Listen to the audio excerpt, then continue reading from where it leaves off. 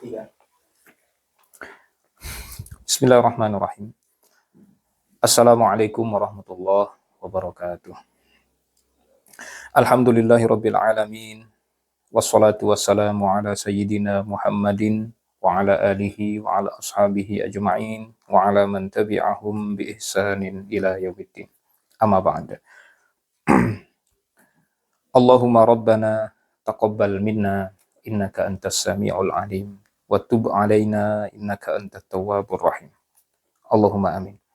Hadirin kaum muslimin, Bapak, Ibu, saudara-saudara sekalian, alhamdulillah kita sudah melewati beberapa hari saum.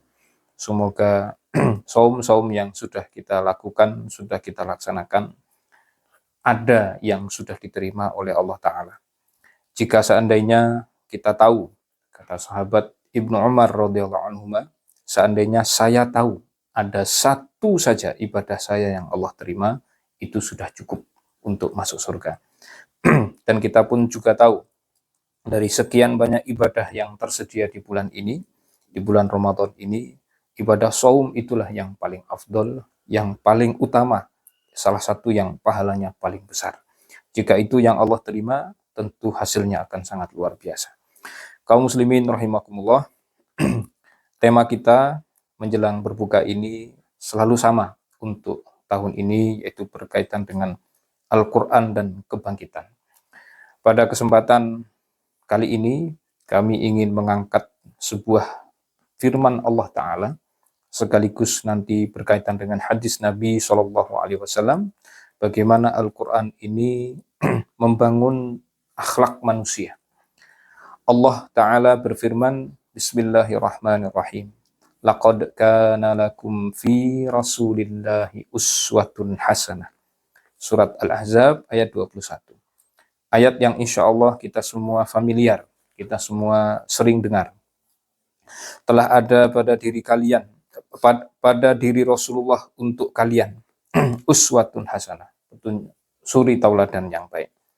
Ayat ini sungguh menarik, karena dia terletak di antara ayat-ayat tentang peperangan, yang diapit oleh ayat peperangan dan ayat tentang hubungan rumah tangga, yaitu di surat Al-Ahzab. Surat Al-Ahzab secara umum isinya tentang perang, dan nanti di bagian-bagian tertentu membahas tentang rumah tangga. Artinya ayat ini menegaskan kepada kita, suri tauladan yang ada pada diri Rasul itu bukan hanya beliau sebagai kepala rumah tangga, tapi juga beliau sebagai komandan perang di medan perang. Dan kalau ingin diperluas lagi, berarti Rasulullah sebagai suri tauladan itu dalam segala bidang, yang memang beliau Allah tunjuk untuk memimpin kita di bidang-bidang itu. Baik itu sebagai pribadinya, sebagai pemimpin di rumah tangga, sebagai pemimpin di masjid, karena beliau juga adalah imam masjid, sebagai pemimpin di medan perang, beliau adalah komandan tertinggi, atau pemimpin struktural di pemerintahan. Beliau juga adalah seorang kepala negara. Dan ketika suatu saat Ibu Aisyah radhiyallahu anha ditanya tentang akhlak Nabi, beliau ringan sekali menjawab, ringkas sekali jawabannya, wa kana khuluquhul Quran. Kata Ibu Aisyah radhiyallahu anha, akhlak Nabi itu adalah Al-Quran. Jadi kita bisa lihat kemajuan yang didapat oleh masyarakat waktu itu dari kondisi jahiliyah yang terpuruk, kemudian bisa maju, bisa bangkit luar biasa, karena ternyata dibimbing oleh Al-Quran. Yang satu Al-Quran yang tertulis, yang satu lagi Al-Quran yang berjalan. Al-Quran tertulis, tekstual, itulah yang sampai kepada kita hari ini. Dan Quran berjalan yang kami maksud adalah beliau, pribadi Nabi Muhammad Sallallahu Alaihi Wasallam. Sedangkan kita hari ini sudah tidak bertemu beliau. Terus bagaimana cara kita menggalinya, bagaimana cara kita mempelajari akhlak-akhlaknya, maka bacalah hadis-hadisnya. Ditambah lagi Rasulullah pernah berkata, innama bu'istu li utammima makarimal akhlak. Sesungguhnya, atau bahasa terjemahan tepatnya adalah hanya saja, karena innama ini dalam bahasa Arab sebagai alat untuk membatasi, adatu hasrin. Artinya pembicaraan yang dimulai dengan kata innama apapun yang disebutkan di situ, dia hanya terbatas pada perkara itu saja, tidak melebar ke arah yang lain. Ketika Rasul mengatakan innama bu'istu, sesungguhnya hanya saja aku ini diutus liutammima, untuk menyempurnakan al-akhlak, akhlak-akhlak, berarti tidak ada tujuan lain. Tujuan satu-satunya Allah mengutus Nabi Muhammad adalah memperbaiki akhlak.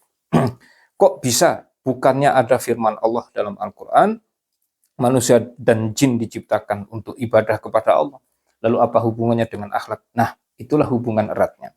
Karena akhlak yang diajarkan Rasul kepada kita itu akhlak di seluruh bidang. Akhlak kepada Allah itu adalah ibadah itu sendiri. Akhlak kepada Nabi, akhlak kepada kedua orang tua, akhlak kepada sesama manusia, akhlak kepada sesama muslim, akhlak bahkan kepada hewan-hewan dan tumbuhan pun ada diajarkan. Nah, hadirin yang kami hormati, kenapa Rasul berkata begini? Ada hubungan apa saat Quran turun, Nabi diutus menjadi Nabi? Tujuan utamanya adalah memperbaiki akhlak. Karena dunia secara internasional di saat itu yang rusak adalah akhlaknya. Bukan hanya bangsa Arab. Bangsa Arab terhitung masih agak mending dalam tanda petik jika dibandingkan dengan kerusakan akhlak negara-negara yang lain atau daerah-daerah yang lain. Persia, Romawi, betapa rusak akhlak mereka. India, Cina, Yunani, dan lain-lain yang ada di waktu itu, semuanya rata-rata akhlaknya rusak. Luar biasa. Nanti hadirin rahimakumullah bisa cari dan gali sendiri informasinya, serusak apa sebenarnya akhlak dunia di waktu itu sebelum Nabi Muhammad diutus menjadi Nabi.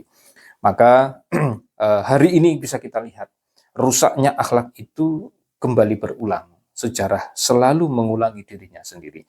Dan kita bisa lihat, bisa pandang, dunia hari ini sedang tidak baik-baik saja. Dunia hari ini akhlaknya justru semakin rusak. Jika dibandingkan di masa Nabi, kerusakan akhlak hari ini lebih parah lagi. Maka satu-satunya obat untuk kembali memperbaiki akhlak itu kembali kepada Quran, kembali kepada Nabi, kita kembali kepada ajaran Islam. Hadirin rahimakumullah, demikianlah untuk kajian kita menjelang berbuka saat hari ini. Mudah-mudahan sekali lagi saum-saum kita, qiraah kita, solat-solat kita, sedekah kita yang sudah berlalu, semoga ada yang diterima Allah Ta'ala. Selamat berbuka, dan sekali lagi kami selalu mengingatkan dan tidak bosan mengingatkan, waktu berbuka adalah waktu yang mustajab untuk berdoa. Silahkan manfaatkan. Alhamdulillahirabbil alamin. Wassalamualaikum warahmatullahi wabarakatuh.